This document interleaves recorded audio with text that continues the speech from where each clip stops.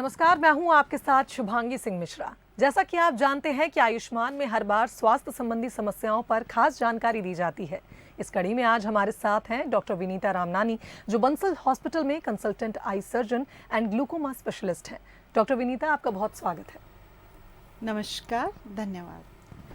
तो आज हम बात करेंगे मोतियाबिंद ऑपरेशन से जुड़ी भ्रांतियां कैसे होंगी दूर, और साथ ही अगर आपकी भी आंखों से जुड़ी कोई समस्या है तो हमारा नंबर लगातार आपकी टीवी स्क्रीन पर फ्लैश हो रहा है। आप इस पर कॉल कर सकते हैं और अपने सवालों के जवाब डॉक्टर विनीता रामनानी से जान सकते हैं। तो डॉक्टर विनीता, सबसे पहले यही जानकारी चाहेंगे कि जब मोतियाबिंद का ऑपरेशन होता है तो उससे पहले क्या पेशेंट्स को रेडी किया जाता है, क्या कुछ टिप्स उनको दी जाती हैं?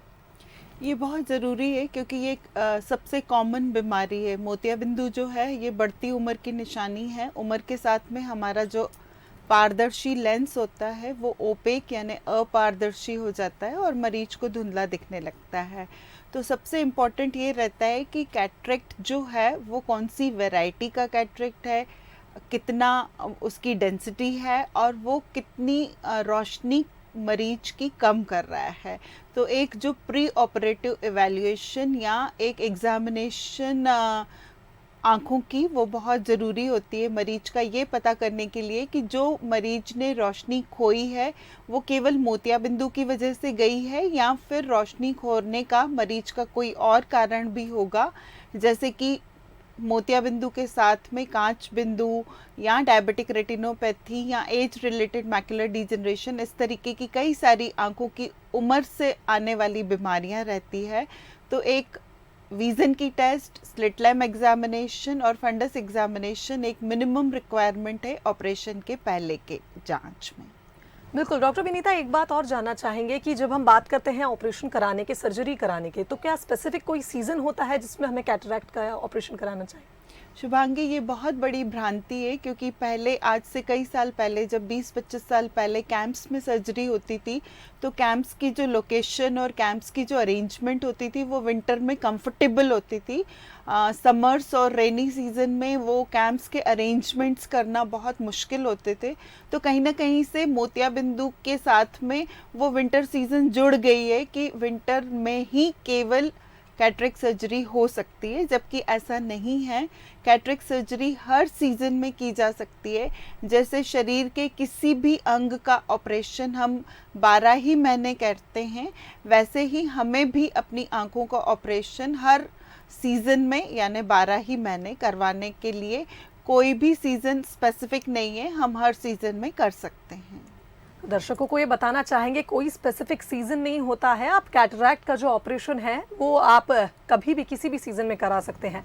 डॉक्टर विनीता, एक बात और आपसे समझना चाहेंगे, जब मोतियाबिंद का ऑपरेशन होता है तो उसमें एक बात और सामने आती है कि मोतियाबिंद पक गया है, इस बारे में भी जानकारी चाहेंगे। शुभांगी, ये एक और भ्रांति है कि मोतियाबिंदु पक जाएगा फिर ही मोतियाबिंदु का ऑपरेशन संभव है।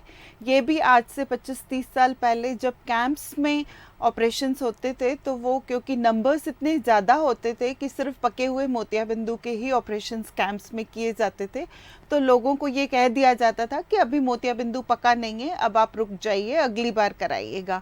पर आजकल की टेक्नोलॉजिकल एडवांसमेंट की वजह से और हॉस्पिटल सर्जरीज होने की वजह से हम मोतियाबिंदु को पहले भी निकाल सकते हैं। उल्टे पका हुआ मोतियाबिंदु आजकल मशीन द्वारा निकालने में बहुत ज़्यादा तकलीफ़ होती है।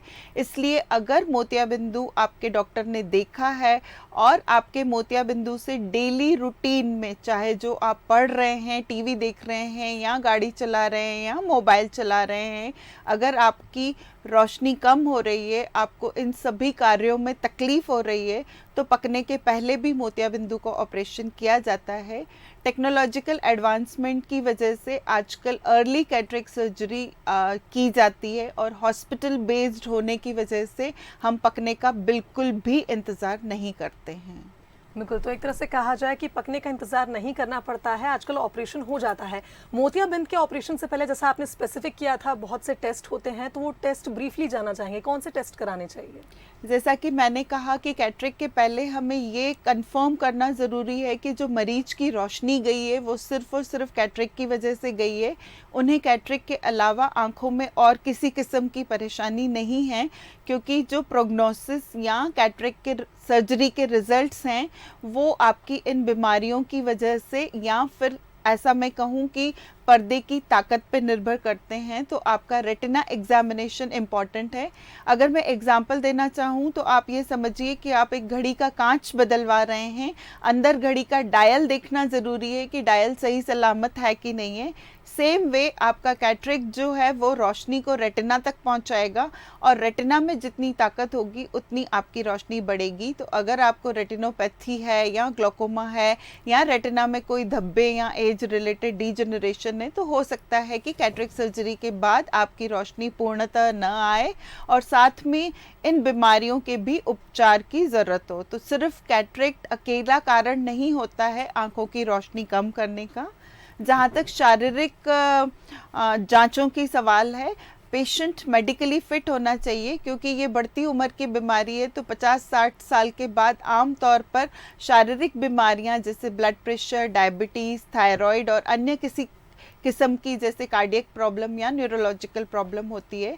तो आपको एक जनरल डॉक्टर से आपके शारीरिक फिटनेस और इन सारी बीमारियों के कंट्रोल की या उनके ट्रीटमेंट की आवश्यकता ऑपरेशन के पहले पड़ती है।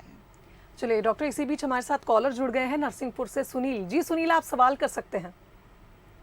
हाँ मैडम, मुझे क्या है, पिछले साल मेरा एक्सीडेंट हो गया था तो अब उसके बाद मेरी आंखों में आंसू आ रहा है, एक साइड की आंख में। एक्सीडेंट से आंखों में आंसू आने के कई बार डायरेक्ट संबंध होता है कि आपकी चोट पानी ले जाने वाले रास्ते पे पड़ी है। तो आप एक आई टेस्ट करा के ये सुनिश्चित कर लें कि आपका पानी ले जाने वाला रास्ता क्षतिग्रस्त तो नहीं हुआ है। या फिर हो सकता है कि अभी आपको एलर्जी हो रही हो जो सीजनल है और आपको एंटी एलर्जिक ड्रॉप से ठीक कर सकते हैं। बिल्कुल, तो आशा करते हैं कि सुनीला आपको आपके सवाल का जवाब मिल गया होगा। और डॉक्टर विनीता, आगे बढ़ते हैं, अब बात करते हैं ऑपरेशन की प्रक्रिया में कितना समय लगता है, कितने टेन्योर में ये पूरा हील हो जाता है। एक्चुअली जो मोतियाबिंदु की सर्जरी है उसको लेके बहुत सारी भ्रांतियां हैं। कई मरीज क्योंकि ओल्ड एज पेशेंट्स होते हैं, स्पेशली फीमेल्स में एक ये डर बैठा रहता है कि ये बहुत लंबी प्रक्रिया है, मुझे घर के कामों में बहुत तकलीफ़ होगी, मैं किस तरीके से मैनेज कर पाऊंगी। और इसी चक्कर में कई सारे मरीज अपनी इस बीमारी को टालते रहते हैं और अपना काम चलाते रहते हैं। तो मैं ये कहना चाहूँगी कि ये एक डे केयर प्रोसीजर है जिसमें आपको हॉस्पिटल के लिए कुछ ही घंटे रहना पड़ता है। आजकल कई बार ड्रॉप्स में सर्जरी करने के बाद हम लोग आंखों के ऊपर कोई पट्टी भी नहीं लगाते हैं और डार्क गॉगल्स की भी बहुत ज़्यादा ज़रूरत नहीं होती है। तो एक बहुत लंबी प्रक्रिया नहीं है। मिनिमम 8 दिन और मैक्सिमम 15 दिन में मरीज बिल्कुल पूर्णतः ठीक हो जाता है और उसमें भी हम अपने बाकी सारे काम कर सकते हैं। सिर्फ हमें आंखों को धूल, मिट्टी, धुएं से और पब्लिक प्लेसेस से बचाना रहता है। बिल्कुल डॉक्टर विनीता, जब सर्जरी की बात आती है तो लोगों के मन में ये सवाल उठता है कि हमें दर्द होगा या फिर बहुत ज़्यादा केयर करनी पड़ेगी, तो कटेगा तो उसमें पेन होगा। तो अब क्या ऐसी कौन सी टेक्नोलॉजी आ गई जिससे लोगों का ये डर हम खत्म कर सकते हैं? बिल्कुल, ये जो प्रक्रिया है आजकल बहुत छोटे चीरे से की जाती है। पहले क्योंकि पूरा पका हुआ मोतियाबिंदु इन टोटो यानी 8 मिलीमीटर के इंसिजन से निकालते थे और उसमें चीरा भी लंबा लगता था और उसके ऊपर सूचर्स भी लगाने पड़ते थे। तो कई बार पेशेंट को उसमें दर्द भी होता था। पर अभी ये जो है वो स्टिचलेस सर्जरी है और बिना टाके की ये जो सर्जरी एक फेको पद्धति जिसे हम आम भाषा में लेज़र कहते हैं उससे संपन्न की जाती है। और सुन्न करने के लिए या तो एक इंजेक्शन या आई ड्रॉप्स दिए जाते हैं। तो मुझे नहीं लगता कि किसी भी मरीज को इसमें कोई बहुत ज़्यादा दर्द की शिकायत आती है या किसी भी किस्म की अनटूवर्ड्स इफ़ेक्ट होते हैं मरीज को, बल्कि ये तो आँखों की खोई हुई रोशनी का बहुत सरल उपाय है जिसमें आपको तुरंत आपकी रोशनी बढ़ जाती है और आपके जो डेली रूटीन के काम करते हैं वो सब करते हुए आप अपनी नॉर्मल ज़िंदगी जी सकते हैं। तो इसलिए प्लीज़ आप कैटरेक्ट को अवॉइड ना करें, उसको बहुत ज़्यादा हार्ड ना होने दें, बल्कि और ज़्यादा हार्ड होने पर आपको तकलीफ़ का सामना करना पड़ सकता है। बिल्कुल, तो जैसा कि डॉक्टर विनीता ने बताया है कि स्टिचलेस आजकल होता है, जो भी ऑपरेशन होता है टोटली सेफ है, आपको पेनलेस फील होगा, इसलिए आप देर ना करें और जल्द से जल्द ऑपरेशन कराएं। डॉक्टर विनीता, जब फाइनेंस की बात आती है कि ऑपरेशन कितना पड़ेगा, तो जो आजकल मोतियाबिंद के ऑपरेशन रहते हैं, क्या ये इंश्योरेंस में कवर होते हैं? बिल्कुल, आजकल काफ़ी सारे मोतियाबिंदु के ऑपरेशंस इंश्योरेंस में कवर होते हैं। तो जिन लोगों की इंश्योरेंस पॉलिसी है वो अपने एजेंट से पता कर सकते हैं। कुछ पॉलिसीज़ में ये इमीडिएटली कवर हो जाता है, कुछ पॉलिसीज़ में ये 1 या 2 इयर्स ऑफ पॉलिसी के बाद कंटिन्यू करते हैं। और इसमें क्योंकि अलग अलग किस्म के लेंस लगाए जाते हैं, जो 10,000 से वैरी करते हुए 1 लाख तक की भी सर्जरी होती है इन अ पैकेज, जिसमें लेंस की कॉस्ट, हॉस्पिटल की कॉस्ट और सर्जन की फ़ीस और उसका सारा खर्चा रहता है। और अक्सर ये इंश्योरेंस कंपनियां ये पूरे खर्चे को या तो रीएम्बर्स कर देती है या फिर कैशलेस क्लेम रहते हैं। बहुत सारी हॉस्पिटल्स के टाई अप रहते हैं इस तरीके के टीपीए या इंश्योरेंस के थ्रू। तो आप अपने इंश्योरेंस एजेंट से पता करके अपनी दोनों आंखों की सर्जरी के ये वाले रीएम्बर्समेंट ले सकते हैं। सिर्फ फ़र्क ये रहता है कि वो कैपिंग रहती है कि आपकी इंश्योरेंस पॉलिसी में आपको कितना मिनिमम अमाउंट रीएम्बर्स होगा, उसके हिसाब से आप अपने कैटरेक्ट के लेंस का चयन कर सकते हैं। बिल्कुल डॉक्टर विनीता, इस बीच हमारे साथ ग्वालियर से सुभाष जुड़ गए हैं, उनका रुख कर लेते हैं। जी सुभाष, आप सवाल कर सकते हैं डॉक्टर विनीता से। सुभाष, आप सुन पा रहे हैं? हाँ जी, हाँ सुन पा रहा हूँ। जी, आप सवाल कर सकते हैं डॉक्टर विनीता से।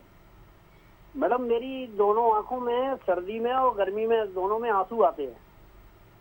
सर, सीज़न बदलने के साथ आंसू आने का मुख्य कारण रहता है कि आपको किसी चीज़ की एलर्जी हो रही है, इसलिए आपकी आंखों में आंसुओं का बनना ज़्यादा हो रहा है। आपको प्रोटेक्टिव गॉगल्स का इस्तेमाल करना है और एनालाइज करना है कि किस चीज़ की एलर्जी है। एंटी एलर्जिक और लुब्रिकेटिंग ड्रॉप्स का आप इस्तेमाल कर सकते हैं, पर मैं चाहूँगी कि आप एक कंप्लीट आई टेस्ट ज़रूर करवाएं। बिल्कुल डॉक्टर विनीता, अब एलर्जी की बात हो रही थी, उससे पहले हम आते हैं ऑपरेशन पे। हम जब बात कर रहे थे तो सबसे बड़ी चुनौती ये हो जाती है पेशेंट्स के साथ है कि हम कहाँ जाकर सर्जरी करवाएं, तो उसके लिए किस तरह से उनको चयन करना चाहिए, कौन सी जगह को चुनना चाहिए? देखिए, पहले ज़माने में कैंप सर्जरीज़ होती थी। आजकल कैंप सर्जरीज़ की बजाय हॉस्पिटल बेस्ड सर्जरीज़ का बढ़ावा दिया जाता है। कुछ बहुत हाई वॉल्यूम सेंटर्स हैं जो बहुत सारी सर्जरीज़ एक साथ करते हैं। एक पर्टिकुलर सर्जन बहुत स्पीड में बहुत सारी सर्जरीज़ करता है, जबकि आंखें बहुत अनमोल हैं। तो मैं ये चाहूँगी कि आप जो सेंटर का चयन है वो बड़ी समझदारी से करें।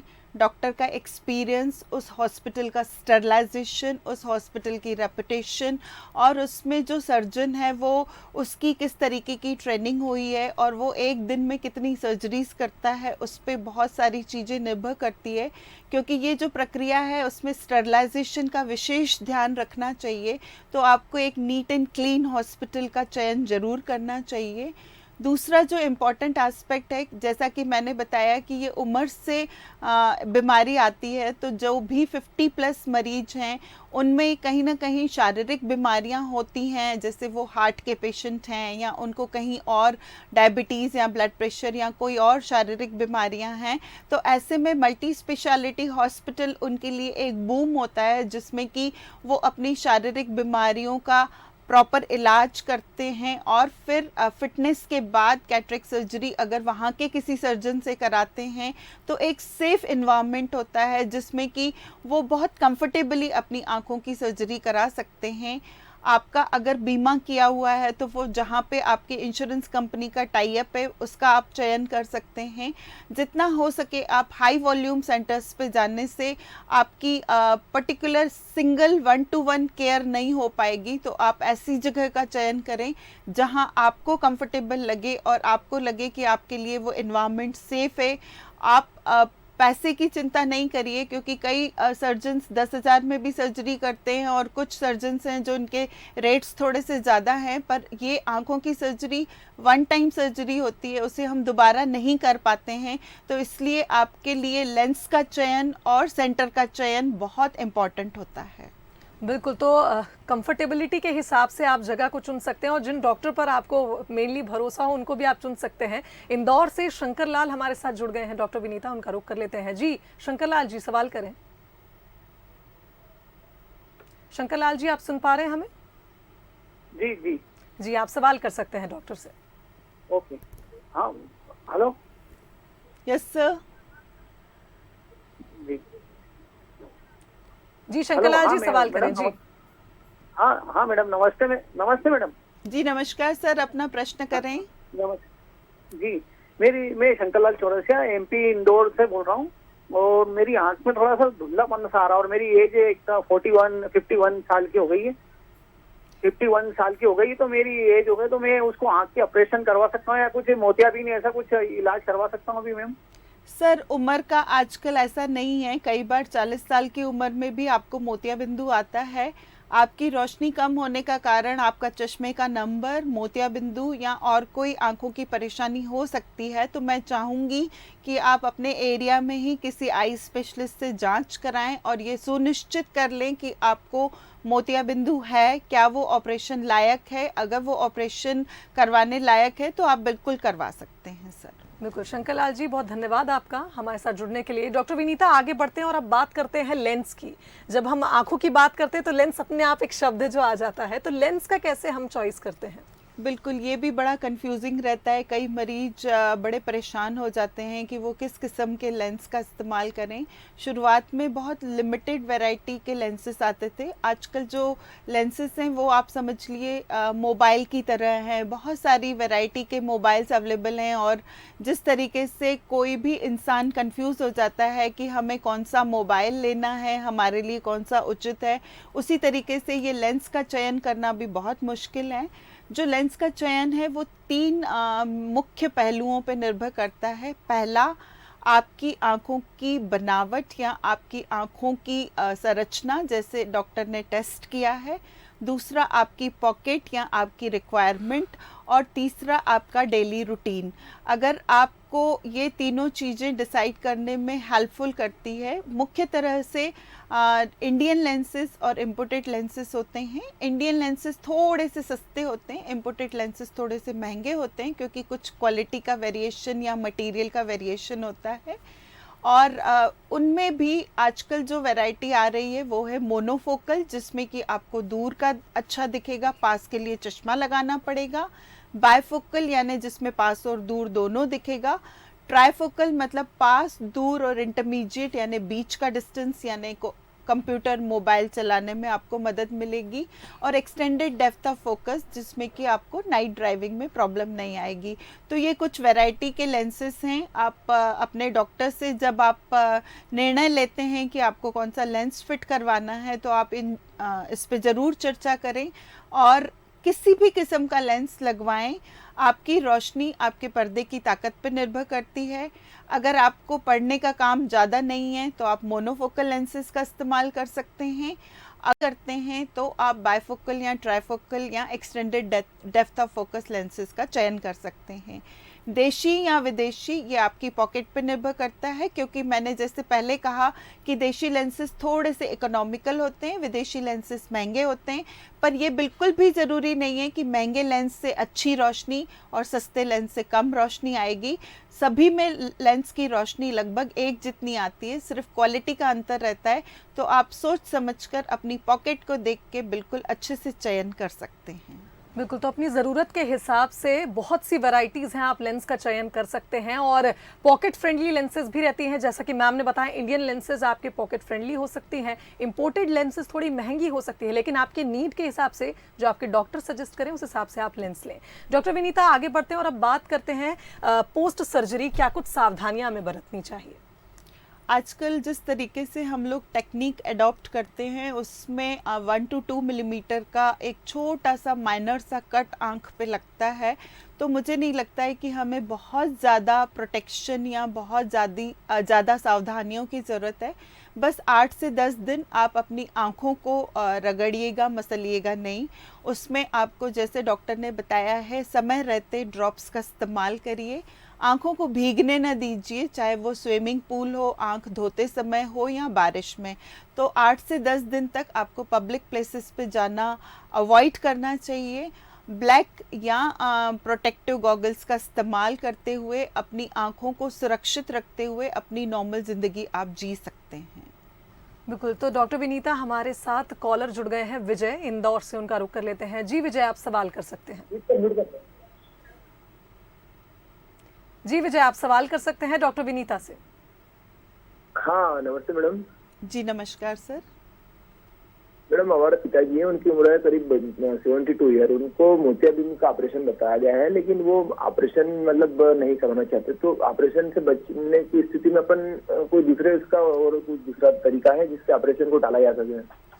सर ऑपरेशन को हम टाल नहीं सकते हैं। कई बार टालने की वजह से मोतियाबिंदु और कड़ा हो जाता है और मुश्किलों का सामना करना पड़ सकता है। पर कई बार शुरुआती मोतियाबिंदु में हम चश्मे के नंबर्स दे सकते हैं। ये बहुत इम्पॉर्टेंट है कि हमें कितना नज़र आ रहा है। अगर उनकी दिनचर्या 72 इयर्स के हिसाब से एक रूम के लिमिटेशंस में है, तो उन्हें बहुत ज़्यादा ज़रूरत नहीं है कि एक्टिवली वो सर्जरी कराएं। जैसा कि मैंने बताया कि ये हमारी ज़रूरत पे निर्भर करती है। तो जो यंग पेशेंट्स होते हैं, जो एक्टिव प्रोफेशनल लाइफ जीते हैं या ड्राइविंग करते हैं, उन्हें मोतियाबिंदु के ऑपरेशन की ज़रूरत एक 72 इयर्स ओल्ड पेशेंट की कंपैरिजन में जल्दी पड़ती है। लेकिन उनको कितना दिख रहा है और मोतियाबिंदु कौन सी स्टेज में है, ये इम्पॉर्टेंट है। आप उन्हें कन्विंस करिए कि अगर वो कैटरेक्ट सर्जरी नहीं कराएंगे तो हो सकता है कि उनको बाद में कॉम्प्लिकेशंस हों। लेकिन ये भी ज़रूरी है कि अगर उनको चश्मे से दिख रहा है तो आप उन्हें बिल्कुल फोर्स ना करें। बिल्कुल, तो विजय, आप आशा करते हैं आपको आपके सवाल का जवाब मिल गया होगा। डॉक्टर विनीता, अगले कॉलर जुड़ गए हैं गौरी शंकर शिवपुरी से। जी गौरी शंकर, आप सवाल कर सकते हैं। गौरी शंकर जी, आप सुन पा रहे हैं? चलिए, लगता है उनसे संपर्क नहीं हो पाया। डॉक्टर विनीता, आगे बढ़ते हैं और अब बात करते हैं कि ऑपरेशन के बाद जो आपने सावधानियां बताई बरतने के लिए, और उसके बाद हमें डॉक्टर से कंसल्ट कितने समय बाद करना चाहिए आफ्टर सर्जरी? देखिए, यूजुअली जो प्रोटोकॉल है, जो हमारी ऑल इंडिया ऑप्थेल्मिक सोसाइटी ने बोला है कि पेशेंट को 2 दिन, 8 दिन और 1 महीने के बाद देखना है। और जो मेरा प्रोटोकॉल है कि यूजुअली मैं दूसरे दिन बुला के पेशेंट को देख लेती हूँ कि पेशेंट कितना कंफर्टेबल है, उनकी विज़न कितनी है और उन्हें कोई तकलीफ़ तो नहीं है। और जब मैं उनको 8वें दिन बुलाती हूँ एक आंख की जांच के लिए, तो उसी समय मैं उनको दूसरी आंख में अगर कैटरेक्ट है तो दूसरी आंख की ऑपरेशन की भी सलाह उसी समय देती हूँ। क्योंकि ये कई तरीके की भ्रांतियाँ हैं कि पहली और दूसरी आंख की ऑपरेशन में लंबा गैप होना चाहिए, एक ऑपरेशन अभी कराया है तो इमिजिएटली हमें दूसरी आंख का ऑपरेशन नहीं कराना चाहिए। जबकि ये है कि अगर आपकी दोनों आंखों में मोतियाबिंदु इक्वल है और आपको अगर प्रॉब्लम है और एक आंख की सर्जरी से आप कंफर्टेबल हैं, तो दूसरी आंख की सर्जरी आप 2 दिन के बाद कभी भी करा सकते हैं। दोनों आंखों की सर्जरी मिनिमम गैप के बाद कराने से ये फ़ायदा होता है कि आपकी दोनों आंखें एक साथ बराबरी पे ठीक हो जाती है और पेशेंट को फिर फाइनल प्रिस्क्रिप्शन या चश्मे का नंबर 1 महीने के बाद देके उनको टोटली फ्री कर सकते हैं। बिल्कुल, तो डॉक्टर विनीता, बहुत धन्यवाद आपका इस कार्यक्रम में हमारे साथ जुड़ने के लिए और हमारे दर्शकों को समझाने के लिए कि मोतियाबिंद के ऑपरेशन से जुड़ी जो भी उनकी भ्रांतियां हैं वो आप आशा करते दूर हो गई होगी, और कुछ डाउट्स ऐसे भी रहते हैं पेशेंट्स के मन में जिसके कारण वो बचते हैं सर्जरी से। तो आपका बहुत धन्यवाद इस कार्यक्रम में हमारे साथ जुड़ने के लिए। जी हाँ, इससे जुड़ी हुई बहुत सारी भ्रांतियां हैं। लोग बाग पड़ोसी की बात ज़्यादा सुनते हैं और डॉक्टर की कम सुनते हैं। तो मैं ये आशा करती हूँ कि आप इन भ्रांतियों से दूर होकर अपने डॉक्टर की सलाह मानेंगे। आप सबका बहुत बहुत धन्यवाद। नमस्कार। तो आज डॉक्टर विनीता रामनानी से मोतियाबिंद ऑपरेशन से जुड़ी भ्रांतियां कैसे दूर होंगी, इस बारे में हमने जानकारी ली है। और इसी के साथ इस खास पेशकश में फिलहाल इतना ही। दीजिए इजाज़त। नमस्कार।